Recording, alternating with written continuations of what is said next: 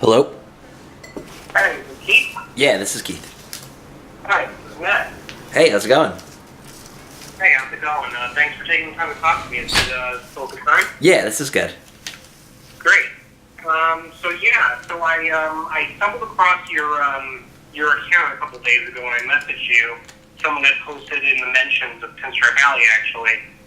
So just a little background. I first noticed your shirt maybe a year ago. I think it was around the last game that Chris Carter had played. Okay. It was sitting right on plate. So I had written an article where I was actually screen capping kind of the people that were in the crowd, like the reactions people had, and I saw your neon shirt, and I thought it was so distinctive. So I had seen you kind of, wearing that shirt over the past year. So I kind of thought it was a good idea to just ask you, why you do that and kind of to hit it, because it definitely is something that's drawing, more attention. So if you could just talk a little bit about, your background and why you started going to games. Sure. Well, yeah, so I started going to a lot of games again last year. I had lived more than an hour away from the city for the past several years, and I just moved to White Plains last year, so now I'm only like 25 minutes away. So I started going to a lot of games early in the year, and what happened, I've told the story a lot now over the past week, and it never gets any weirder, or any less weird. It wasn't like I just woke up one day and decided to start wearing the yellow shirts. It was kind of like a series of weird events that led to it. Do you the Marlins guy? If you've done the screen caps and watched that section, the Marlins man who wears the orange? Yeah. So he's there a lot, and I had seen him a few times, and I knew in advance that he was going to be there on Derek Jeter Day, which was in like May of last year. So knowing that he was going to come in his Marlins orange, and this was before Jeter was even associated with the Marlins, that kind of annoyed me. I thought he should have been there, wearing Yankees gear, and it just annoyed me that there was going to be someone in the very front row who is so declaredly not a Yankees fan, and really not even such a big sports fan, honestly. Well, not representing Derek Jeter fans in the way that I would have wanted people in the front row to be. So for that game, really just to kind of try to outshine him, and I wasn't in the front row, but I was pretty close up. I had the same color shirt, the neon yellow shirt, and I wrote on that one, "Thank you, Derek," and it was Mother's Day, so it was "Thank you, Derek," and Mom was the shirt, and. A lot of people watched that game, and people who, just people in my life who knew that I went to a lot of games and had been looking out for me on TV before, were like, "Oh, this is great. It's so much easier to spot you on TV now. It's hilarious. You stand out in the crowd." And then in particular, there's at the stadium, there's a bartender who, at that point in time, I had been trying for a while to get her phone number, and she also got a kick out of seeing me on TV in the yellow shirt. And I was very on the fence about whether to keep doing it, because I'm not a big fan of Marlins, man, and I totally get, some people are like, you're being a jerk making it all about you, and it's not, I totally get that. I mean, I'm there to watch the Yankees. I'm not there to, get people to look at me. But she was like, "No, just do it. It's fun. People aren't going to take it that way. I get a kick out of it." So she kind of convinced me, and it was something that we kept talking about as more and more people were kind of reacting to it. And then it kind of just evolved from there and became a thing. I didn't wear them to every single game last year because I didn't have that many. And I think I only had 3. For most of the year, I only had two yellow shirts, and then I got one at the very end of the year. And, when all 3 were dirty, I would wear something else. So it wasn't really such a... It wasn't something I was doing religiously, I guess, and it was especially in games when I knew Marlins Man was going to be there. And then, I went to 54 Yankees games last year, and it was such an amazing season. I blew away my old record, and coming into this year, really excited for this year was, trying to think of ways to top it. So I'm trying to go to more games this year. I'm trying to go to all the home games this year. We'll see if that happens. And, I got a couple more yellow shirts because, 3 wasn't enough for, when you have 5 games in 6 days or whatever it was for the first series. And, I guess, I don't know when I thought of putting, phrases on them. As I've thought more about it, like thinking, I don't know if you've seen the show 30 Rock. They had a character, Lutz, who had like a different phrase on his cap in every episode, and I guess that is something I'd been thinking of, that maybe that's where the idea came from, but I wasn't doing a different one every day. There was a couple that I was reusing. The one that I wore like 5 or 6 times in the first 10 games was put A-Rod in Monument Park, which... Yeah, I saw that one, and I saw the Don't Stand one. And the other one I wanted to ask you about was your Dozier shirt referencing his hitting streak. What exactly was it about Dozier, or was it kind of just a playful ribbing, with the Twins being in town? It was, it was really just like a topical thing. I mean, it's DiMaggio's streak, so I did kind of feel like, anytime a player goes into Yankee Stadium with a long hit streak, they shouldn't get out of Yankee Stadium with the streak still intact. So I think I kind of wanted to play into that a bit. But no, I mean, I like Brian Dozier. I've had him on many fantasy teams. He's been great for me. He's a great player. But no, it was just, it was just a topical thing. I had done, the day before there had been a really easy one because it was Gleyber Torres' first game. And I don't know, I didn't want to, people have made a big deal out of the Don't Boo Stanton one. Like that, not as big a deal as like what the Dozier reaction was. But a few people had noticed the Don't Boo Stanton and were really supportive of that. But I didn't want to keep wearing that same one every game. And then Stanton also kind of started hitting, so he doesn't need me defending him all year. He'll do that just fine himself. So yeah, it was, I guess, for Dozier, I was thinking it would be kind of funny if I changed the shirt up, more often, and then that reaction to him continuing the hit streak on the Monday game was really the most surreal thing that's happened to me ever to do with the Yankees. I mean, that was on SportsCenter and stuff, which was just like crazy. So, the streak was still going, but I didn't want to wear the exact same shirt the next day. So it was like slightly different. It was like, okay, Dozier, tonight it ends, or it ends tonight was the second one. And then of course the second day it did end, which I felt kind of guilty about afterward. And now it's, now everybody's talking about it, asking about it. So now I like the, I don't have a lot of them planned out, so I kind of like the challenge of having to keep thinking up new ones. That's kind of fun. And it's, people are getting a kick out of it. I get a kick out of it. So it's, it just kind of became a thing like that, I guess. So I guess the other question I have is, so where you're sitting in the stadium, it just so happens to be the exact right position where the camera angle from the first base side catches you on the third base side. Was that intentional, or was that kind of just fortuitous that it catches you with the neon shirt, when they're showing the right-handed hitter in the batter's box? It was, I would say, partly intentional. All right.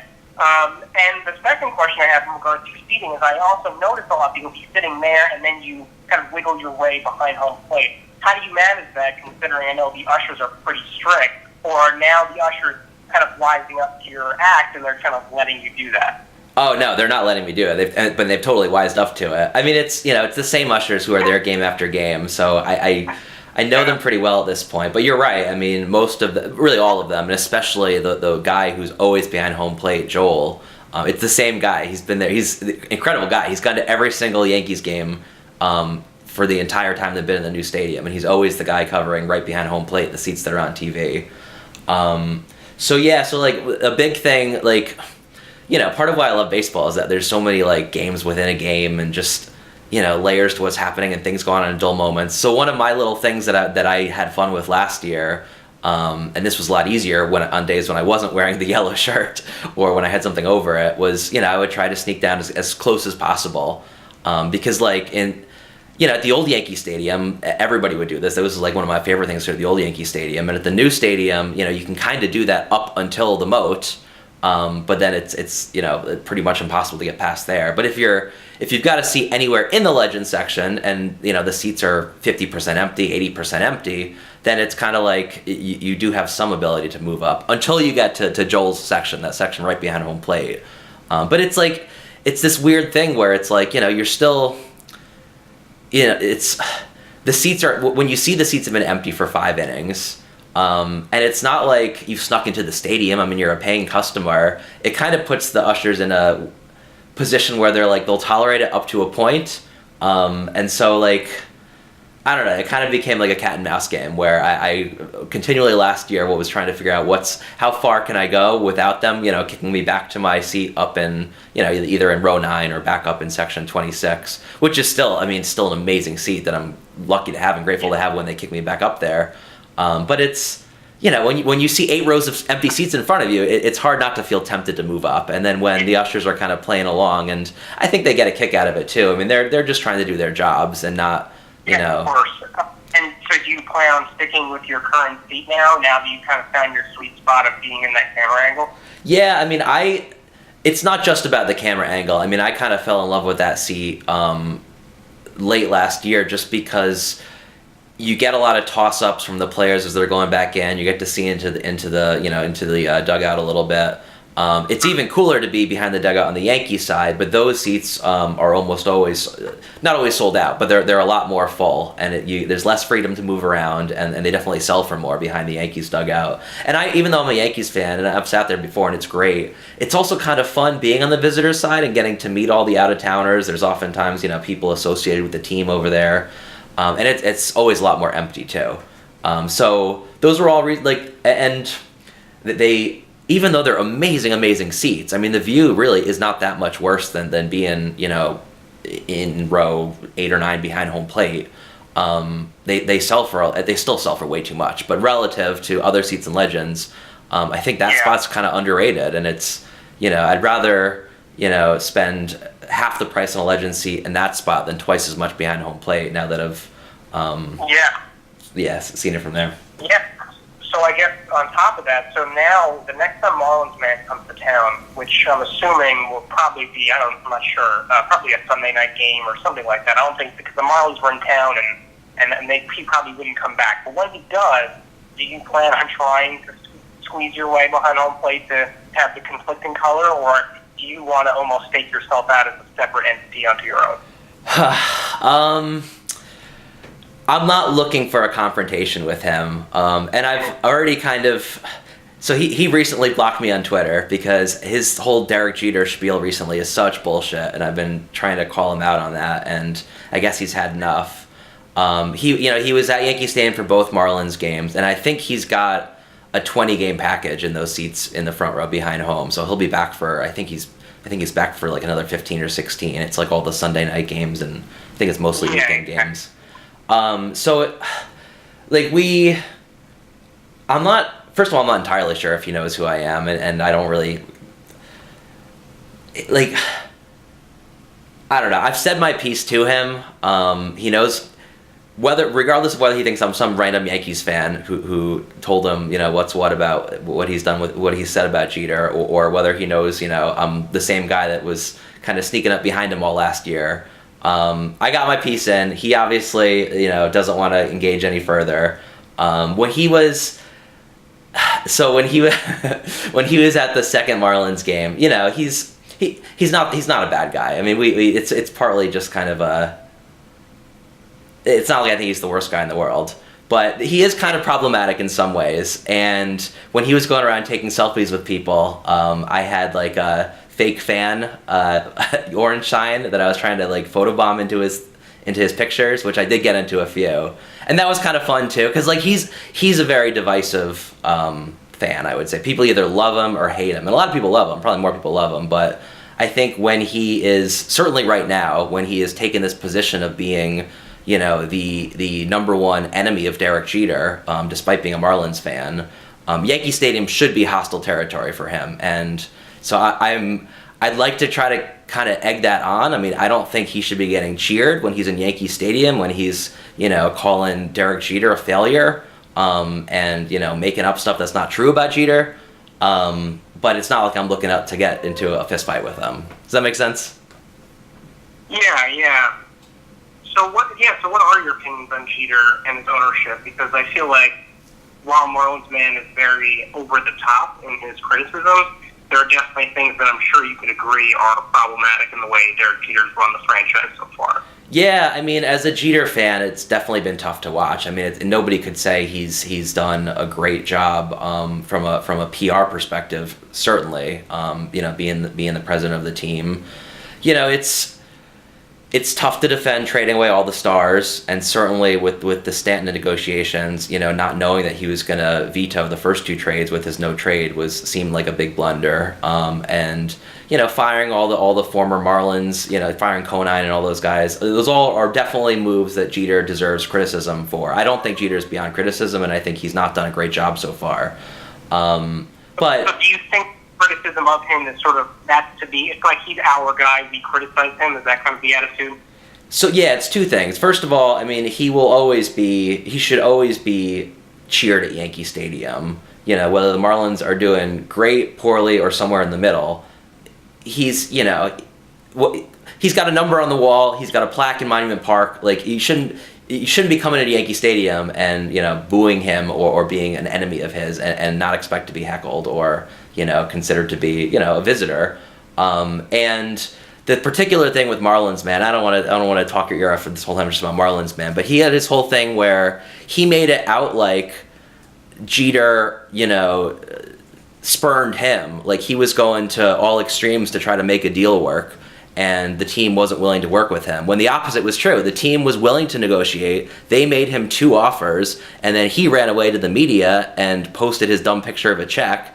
And the reality of the whole thing is the reason why he wanted to pressure them into signing a 10-year deal or a 6-year deal was because of the new Trump tax bill, where he wanted to backdate his check to 2017, be able to write it off the way he has always done in the past. And you can't do that anymore in the new Trump tax bill.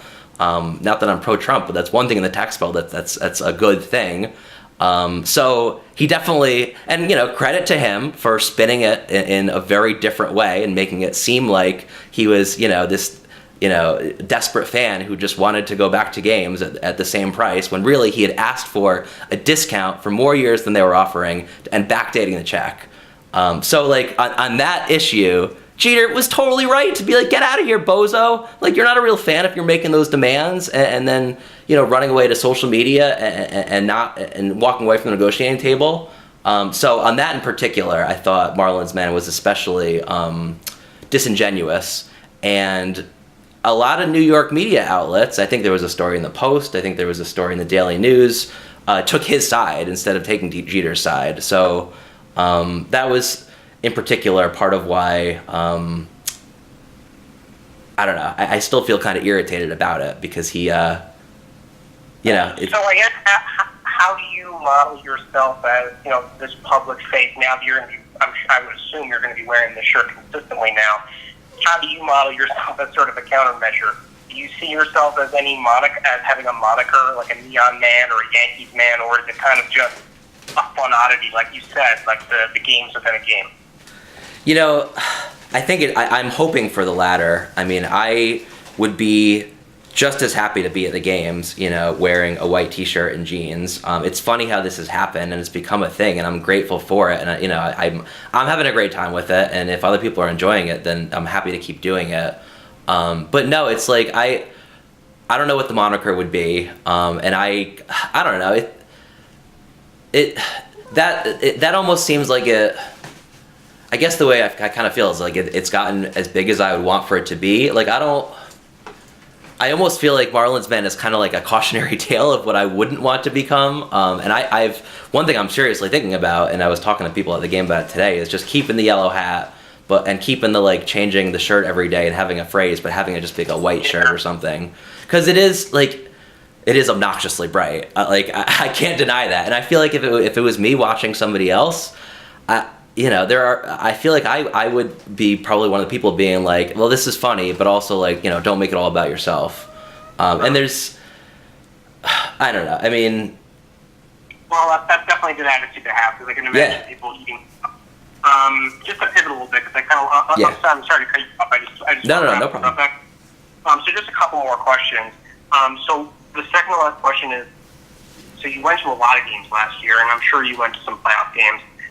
What are your attitudes about the team this year? And you said you were excited, but I guess from your perspective, in terms of how long you've been watching as a fan and how long you've been going to the games consistently, where are you on kind of the excited meter?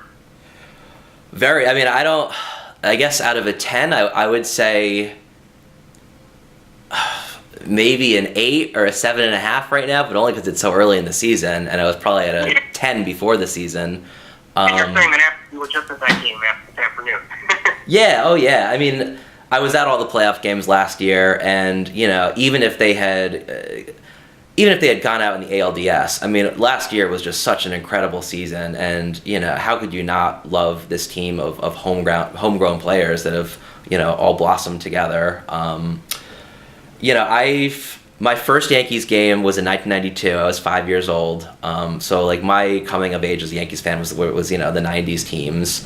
And you could there's definitely a lot of similarities you can draw, and a million people have done this, to last year's team, and like the 95 team, and then this year's team, and either the 96 team or 98 team. And I definitely see those similarities. I mean, bringing in Stanton feels akin to, when they brought in, a Roger Clemens or one of those big guys in the late 90s, early 2000s.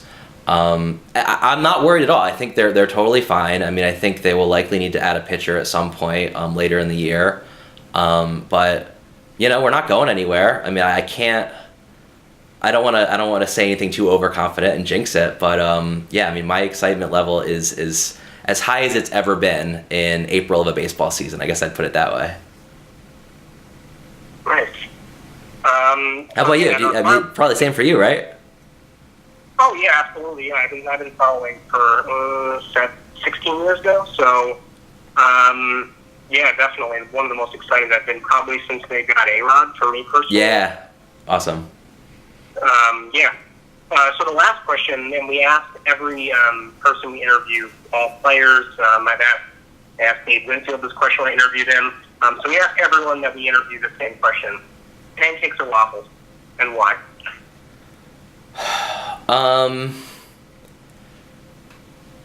Pancakes, because I mean, I feel like I can eat an unlimited amount of pancakes when I'm hungry. And I get kind of I'm a really messy, sloppy eater, and when I eat waffles, I always get syrup on myself. And just pancakes just taste better. Yeah, definitely pancakes all the way. I know waffles I know there's like a strong waffle following on the internet, but no, I'll stick with pancakes. Yeah, it's pretty heavy waffle, but they'll still accept you anyway. No, if you're pancakes, you gotta own it, and yeah, no, I'm pancakes all the way. I really appreciate you taking the time. So this is really enlightening for me, especially since I've been watching you for a year now and been like, who's that guy with the green shirts? And now that that mystery solved, I really appreciate that. And you'll be seeing the article on Sunday.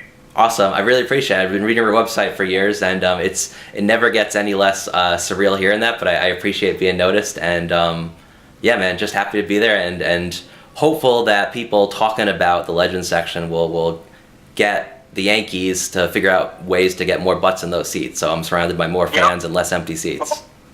Yep, if I find myself there, I will look for you. Awesome. Sounds great. All right, take care. You too. All right, bye. Peace. Folks with plenty, they got a lock on the door. Afraid somebody's gonna rob them while they're out making more.